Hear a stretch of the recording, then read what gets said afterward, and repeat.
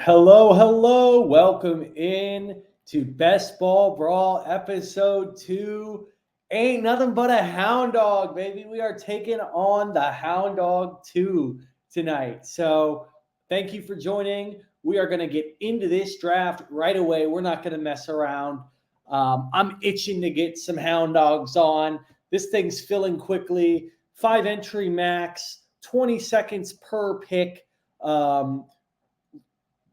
Only 18,000 entrants and up to 100K in prizes. I mean, these are the exact types of drafts that you want to make a attempt to get into and get as many entries as you can. So we are going to get in just a second here.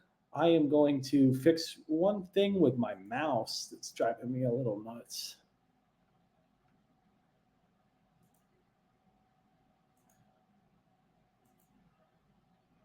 Sorry, guys. Give me just 1 second.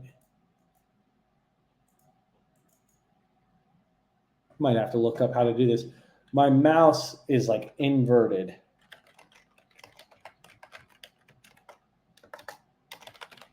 On Apple. How to uninvert a mouse on Apple? I don't know.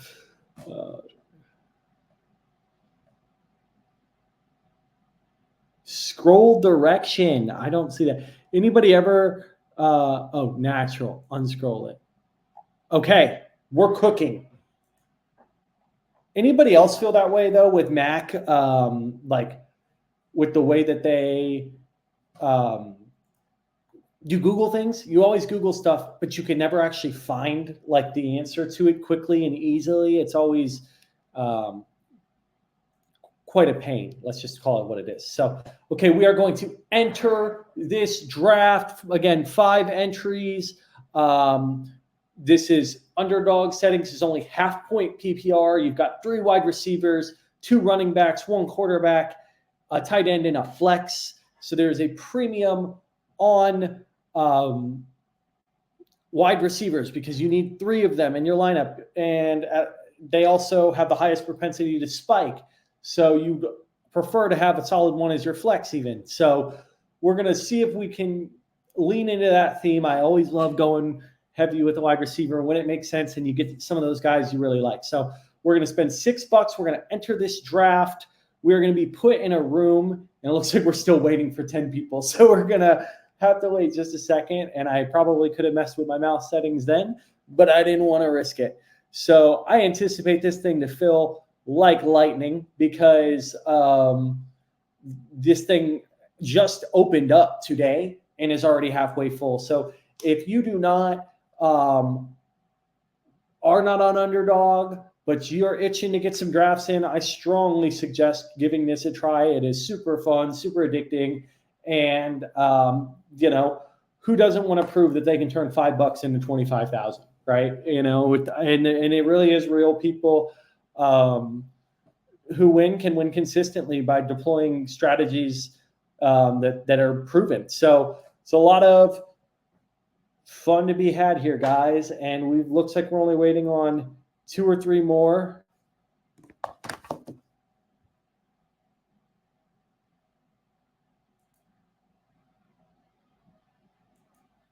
So let's get into it, man. We got one more person. Uh-oh, it's filled. We're going to go back to full screen. We're going to get this thing going. I'm going to be drafting at the 2nd overall pick. You know what?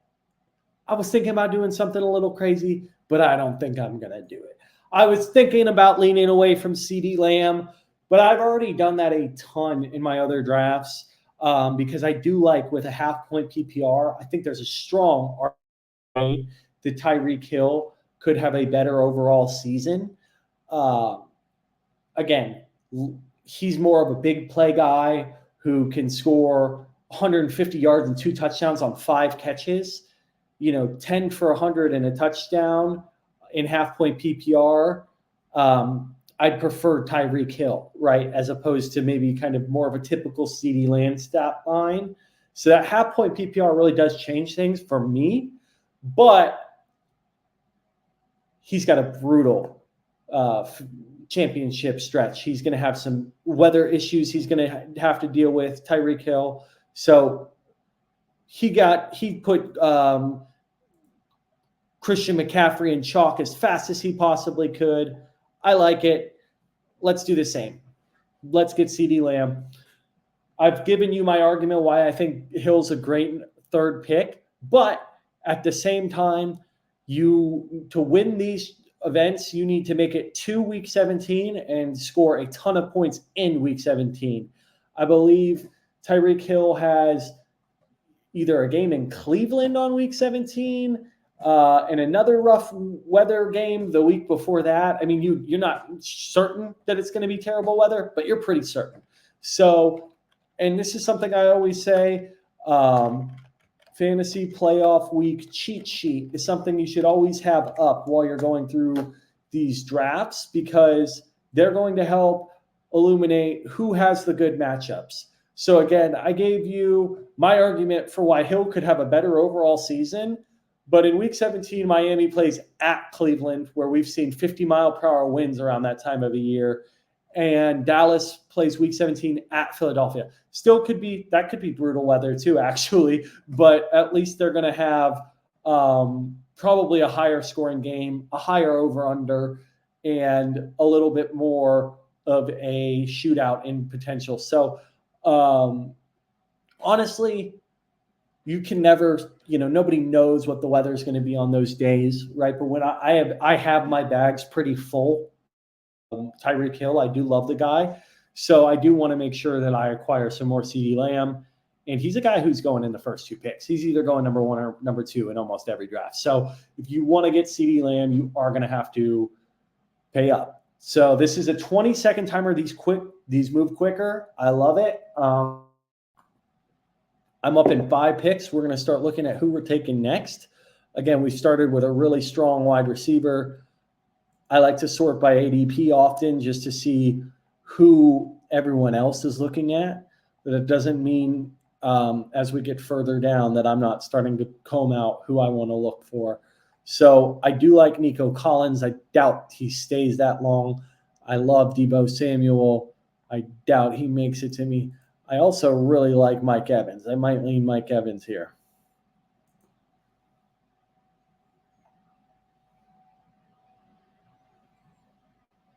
Yeah, and we didn't even have a choice. So it's always a little better when hey, I don't even have a choice. I'm just going to take this guy. So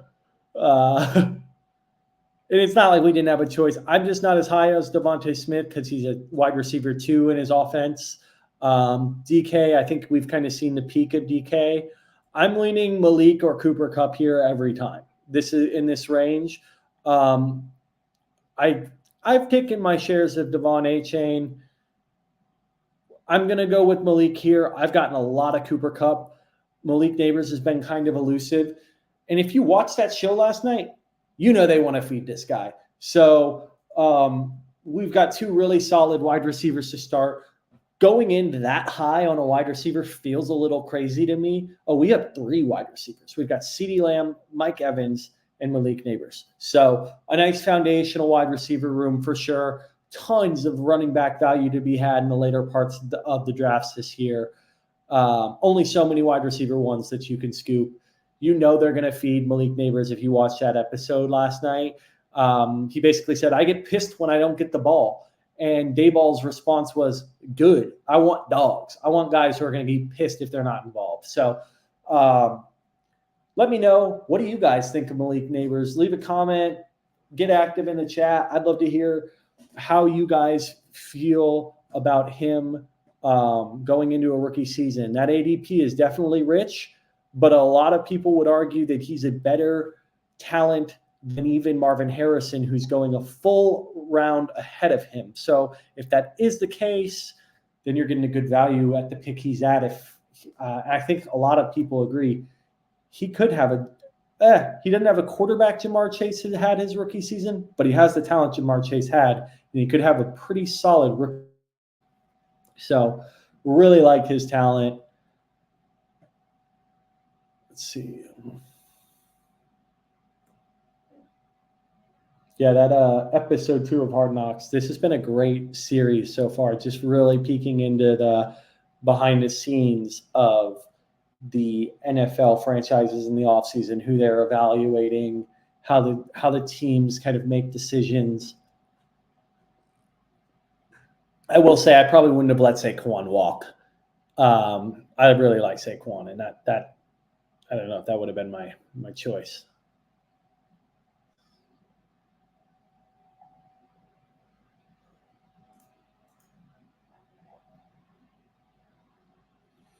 So I'm up in 6 picks. This is a personal opinion. I think Christian Kirk is off my draft list in half-point PPR altogether. And even in full-point PPR, he's still kind of rich for me in best ball. Best ball, you are aiming for 20-point games. I don't see him breaking 20 points a lot. I have him in regular fantasy leagues because it's great to have a guy who can get you 15 to 20 points. And that's exactly what he can do every single week. But to argue that he's much more is kind of tough. So we're not going to freak out if it doesn't happen here, but we are certainly going to take this Lamar Jackson and Andrews stack if it falls in the lap. This gets really risky because you start thinking about that and then you're not really drafting, right? You're not really picking who you should be. I personally think if I get sniped on Andrews or Jackson here, I'll go Josh Jacobs. Okay, so we have the chance to pull off the Mark Andrews, Lamar Jackson stack. Why not, right? Let's quickly see Baltimore week 17 at Houston. Yes, please, right? So Lamar Jackson, and now this guy's got to not snipe me on Mark Andrews, and that happen. This happens. I mean, this happens. I actually tweeted about this. It's so hard for me to actually do this stack, the Mark Andrews, Lamar Jackson, because people always do just some wild stuff right here just to mess with me. So, like, he's going to take Mahomes, and then he'll, for some reason, take Mark Andrews. He didn't. Thank you, bro. Took Trey McBride. I personally would probably almost prefer Trey McBride. So this feels good to me when people almost go by the ADPs that I would do too. So I'm like, all right, I feel a little less bad now, right? We've got Mark Andrews. We've got Lamar Jackson, CeeDee Lamb, Mike Evans, and Malik Neighbors. This is how dreams are built, boys and girls. I don't hate the idea of picking up Isaiah Likely as like a tight end 3 in this type of build. A lot of people will say you should have 2 tight ends if you do like a hero tight end, kind of like Andrews is. At this ADP, he better be a damn hero, right? And if you had a hero tight end, then you're supposed to kind of not prioritize the position as much throughout the rest of the draft. I do think there's a little bit of injury risk with Andrews, but I do think that you almost get a like for like kind of replacement with Likely if he does miss time, if Andrews misses time. So I am keeping that on kind of my thought process for how I'm going to build out my tight end room. I might get one guy later, like a Goddard or a Friday moved at a decent ADP if they start to slip. And then maybe aim for Likely on the back end. So we'll see what happens. I am up in 11 picks, so it's a little too soon to get cute with starting to look at who's still on the board and thinking that I'm actually going to get any of those guys.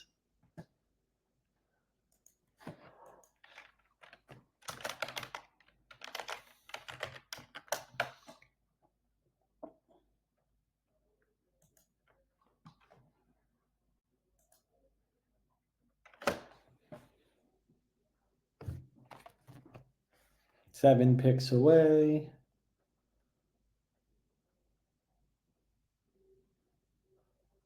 Five away. So now we start looking. We have no running backs. I don't hate either of the 2 that are on the board in this format.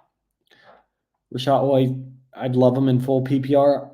I almost think Kenneth Walker is kind of comparable in half point. I love DeAndre Hopkins. I'm probably prioritizing DeAndre Hopkins here. Oh, got sniped on him. One pick away. You got to start to think about what you're going to do. Love a guy I see at this ADP. We'll just see who this guy takes, but I've got okay, he sniped me on him too. I said I loved a guy at this ADP. That was Christian Watson. I am going to take Kenneth Walker. I think that could be a really fun offense this year, and I think people aren't truly understanding how fun that offense could be. Addison's a little rich for me. Brian Thomas, there's just that upside that it exists. I mean, you'd love to see it come to light. And I think that's who I'm going to have to take here. In half point PPR, I don't hate either of these guys. I love Alvin Kamara, but this is half point PPR. Bottom line, I'm going to go swing for the fences here. We're going to continue to build out a robust wide receiver room that focuses on getting early picks on wide receiver. So these are guys with high upside, first round picks at ADP. You're either going to take them there or you're not going to take them. It is what it is. Again, I would have considered Kamara there, but in half point PPR, there is a little bit of uncertainty. And there he goes. Kamara's off the board. I love Kamara. I have a lot of him as well. He's rostered players. So we will just have to see who keeps coming.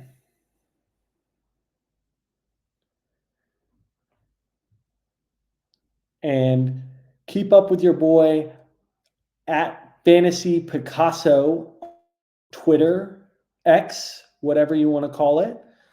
And follow along and let me help paint you a picture of how you're going to win your fantasy football championships this year.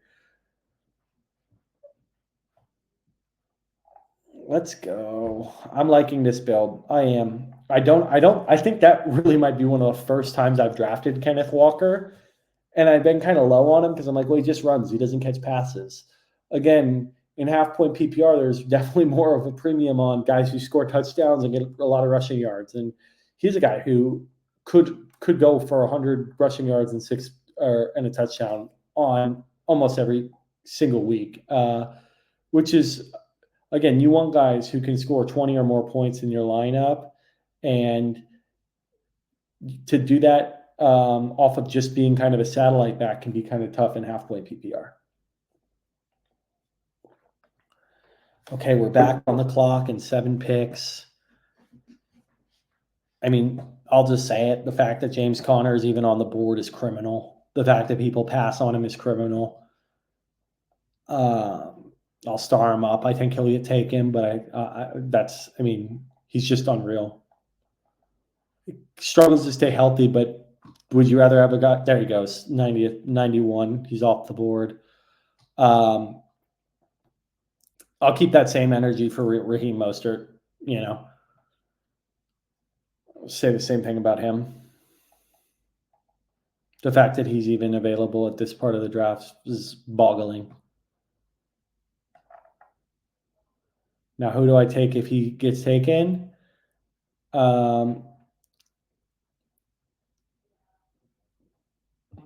Well, they don't have to worry about it, I guess, right now, but I will have to pick another person in a second here. So I'm not going to rush this pick. I'm going to use this time to look through who else I like. I do really like Brian Robinson.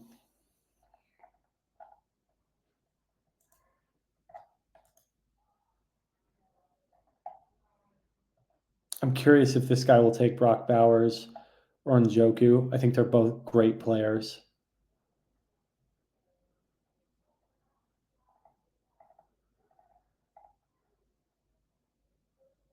Who's he going to take? What's he going to do? Brock Bowers. Okay. A big part of me is thinking I'm just going to take Dak here and settle on a 2 QB build.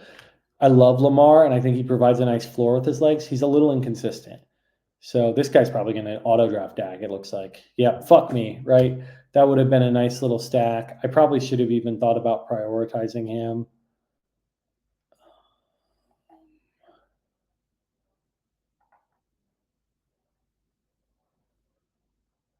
We're going to go Njoku. I'm so high on Njoku, it's not even funny.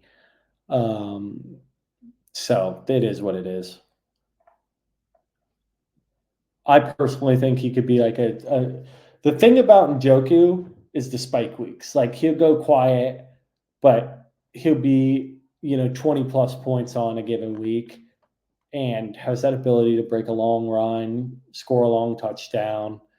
I can't get comfortable with the idea that like I have a lot of Brian Robinson, but I can't, it's hard for me to get comfortable with the idea of drafting him ahead of guys who I've been drafting ahead of him all year. Like just because people are starting to get high on Brian Robinson now doesn't mean that I'm higher on him than I was in Njoku. Like I kind of drafted Robinson because I knew he's going to have a decent role in that offense. He's a value at 108, 110 where I was getting him. But now to creep him up in the 100s where I've been drafting Njoku at 100 and feeling like that's a great value, I'm not going to change my position that I think Njoku is going to go off. So I feel good about that. The two tight ends have separate bye weeks. Again, the wide receiver room's pretty solid. You've got the whole lineup is built essentially. You like Njoku's actually part of the bench because you've got your quarterback, 2 running backs, 3 wide receivers with Brian Thomas as your flex, Mark Andrews. And now we're going to start to look at who are some of the higher upside guys who can bring a lot of value to the team potentially with spike weeks. So I see 2 on this list that I've been hammering all year. Kind of interesting. Romeo Doubs just went. He was fallen 10 spots there. So who do we got? We got a couple guys on the docket. Tyjae Spears goes off the board. You got Caleb Williams.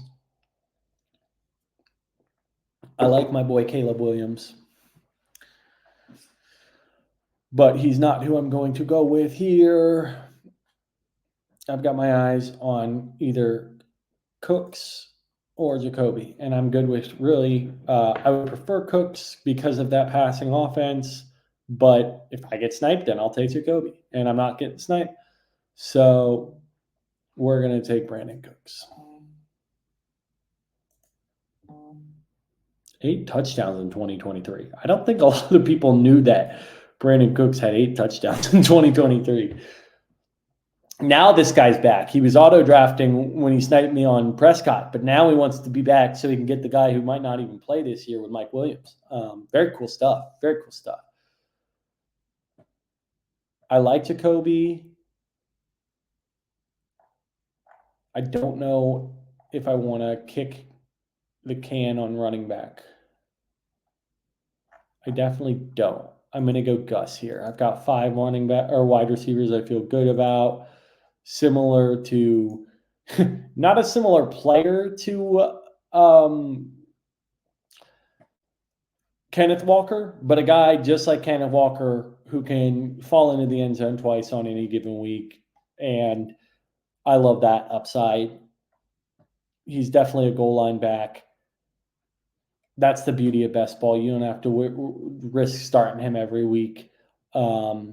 Those weeks he doesn't get into the end zone, but the weeks he does, then he's most likely going to add value to your lineup. So I think the position starts to get a little questionable too at a certain point, right? Like Eckler and half-point PPR, Charbonnet. Charbonnet is actually interesting to me is to make this build a little bit unique and to have him as a handcuff. And I see him fall a lot. I could see him on the board in 15 picks. So we'll see what happens there. Nick Chubb is obviously a guy you root for and I love, but again, is he going to play? So again, I like some of these values, Jaleel McLaughlin, Kamani Vidal. I looked at Kamani Vidal and then I looked at Alfred Morris, 6th round pick, just like Kamani Vidal. rookie year, 1,500 yards, 15 touchdowns, something crazy like that from Alfred Morris. So there's your Kamani Vidal comp. I love that. A guy who is like a little undersized, not the fastest, not the strongest. Doesn't matter. Very productive rookie year, right? So do we know that'll happen for sure? Absolutely not, right? But like, just I kind of liked that comp.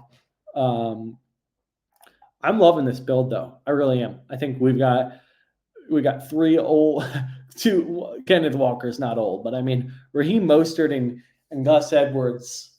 I think Father Time has been looking for them, but he can't find them or something. Okay, so Charbonnet did go off the board right at ADP. Interesting. 5 picks away. Nick Chubb on the board. People are kind of fading to running backs, it looks like.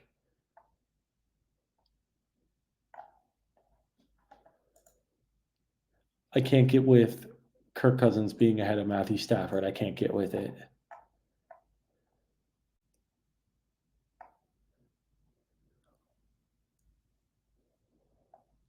Chubb gets sniped. I mean, he didn't really snipe me, dude. Chubb's got concerns. Is this Rico Dowdle's backfield next year is the real question, right? Because if it is, then maybe that's who you take. But I know where I'm going with this pick. I'm not getting sniped. I have a little bit of faith that Darnell Mooney could be a guy in 2024. He was a guy at one point in his career. He had a solid season. And then, again, look, locked in for key role, wide receiver 2, catching passes from Kirk Cousins. I don't think I'm going to complete the stack here. Him with no Achilles does kind of scare me. But even honestly, if he doesn't play well, okay, so he does take Jermaine Burton. I think I'm going Dowdle here. I'm going to take a quick little look, quick little gander. I'm okay to punt quarterback a little bit. I got sniped on a guy I really wanted. Whew, this is tough. I have a lot of McLaughlin. I think this is, I don't want to call it a reach, but to put McLaughlin in the 140s, I think I have Dowdle just above him. So as you'll see, you can kind of disregard my ranks. I put these together real quick so that I could get into lobbies. I don't really go off them too much because I do like going off ADP because, as long as you're scrolling within 20 or 30, 40 picks, like you're going to see the guys that everyone else is looking at and is going to take before the next rounds, right? And so you kind of have to, that's is my opinion, is if we really went just off my rankings, sometimes I'd be picking guys at 150 or 90 that are going at an ADP of 150. And that's not advantageous to me. Just because I'm that high on them doesn't mean I should go pick them at pick 90 every time. I should wait for them to come back around at like 140, right? Or something like that. So, again, I'm not hyper obsessed about the idea of stacking Kirk Cousins with Mooney either. It's like, if Mooney catches a 70-yard touchdowns, yeah, that bodes well for Kirk Cousins, but I'd rather have guys with a little bit of rushing upside. I'm not tripping about stacking guys who are like that, in the 160 and 170 pick stack. Like it happens, but it's all good if you don't. But it's all good if you do, just to be clear.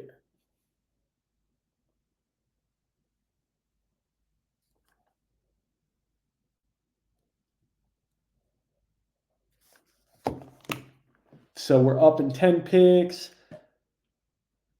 We're having some fun tonight. Let's see, maybe we switch up this camera. He's all big. Okay, this is the commercial part of the show. I'm here to tell you. No, I'm just kidding. I don't have anything. But where are we at? We're up in 7 picks. And it's been a pleasure hosting Best Ball Brawl episode 2 for you tonight on the Fantasy Football Plus Network. Make sure you like, comment, and subscribe. I knew I had a commercial in me. Let's go.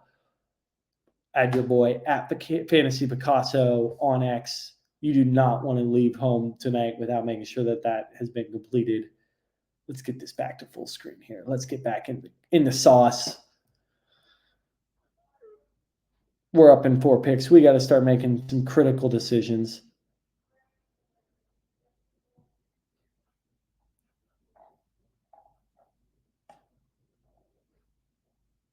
You guys are going to hate me. I like Deshaun Watson at this value, man. I think he's a guy who's being kind of slept on. Kind of like I really like Will Levis at that value, 178. I haven't seen that happen a whole lot. I don't see him going past 178 either. I'm not going to take Will Levis. I'll tell you that much. But I don't hate it. I'm not going to take Will Levis this round, I should say. I am going to take Deshaun Watson.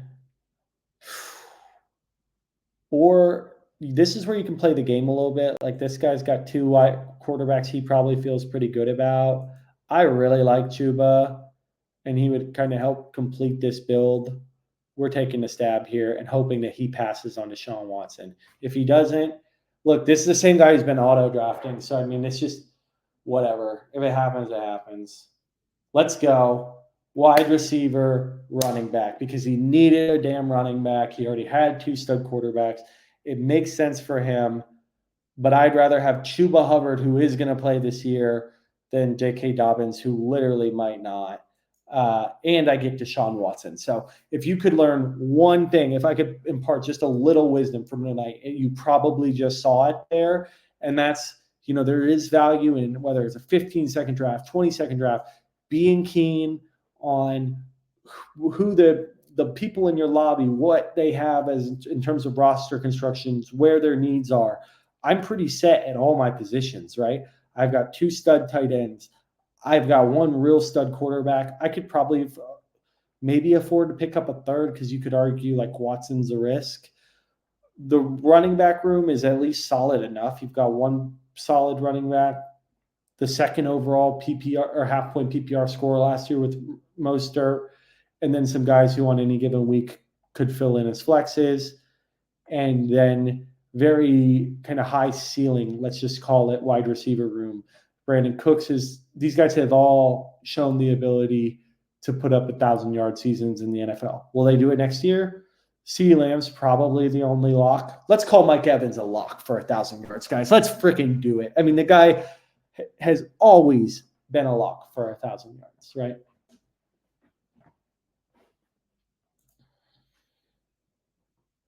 We got some love in the chat. What's up, brother? What's up, Ryan? Thanks for joining the show. I don't know if we've got a lot of we got a Jacksonville. We got Brian Thomas. We got some Duval in here. We got some Duval. Let's go. That's my Duval boy. Okay, so let's get up to speed with where we're at. 3 picks away. Will Levis just went. It starts to get kind of ugly back here at this back end of this draft, and these are where it's won and lost.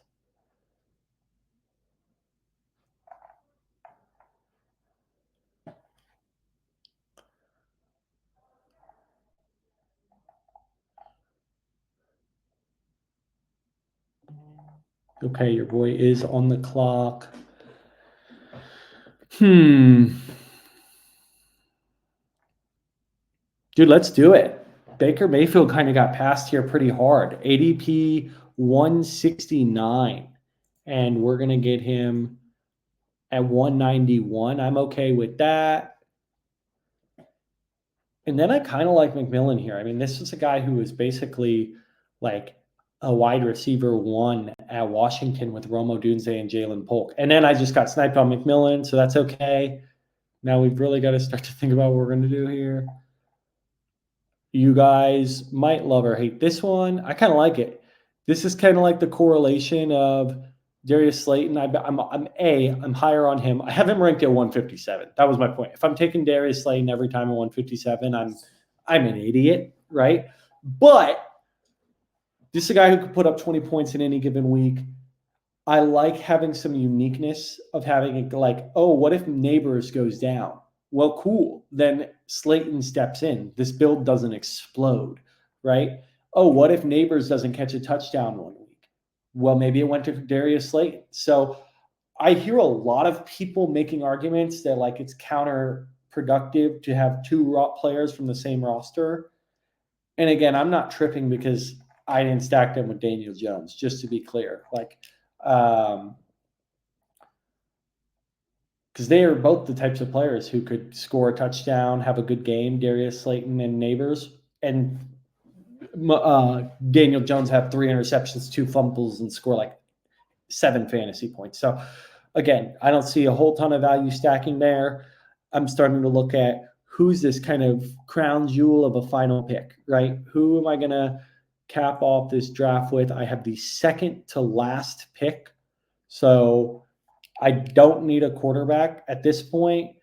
Like, I don't care if Bryce Young falls. Well, he didn't. I like Bryce. I think he'll have a much better year with Canales. And I actually worry a bit about Baker without Canales.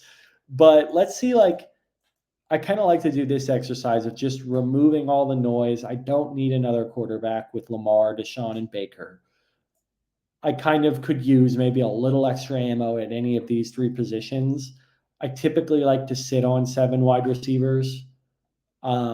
That's just me, especially when you start with 3 straight. I think you've put in the investment to be able to stop at 7 and not need to go to 8.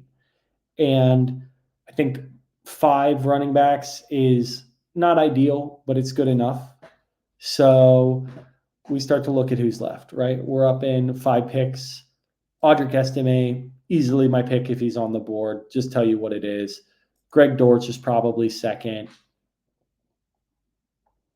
Devontae Walker could be interesting here if I get sniped on both of those.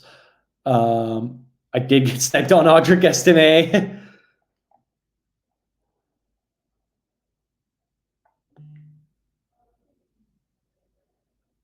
I'm looking at the Keaton Mitchell effect. I'm like, nah, I was at that game where he busted his knee.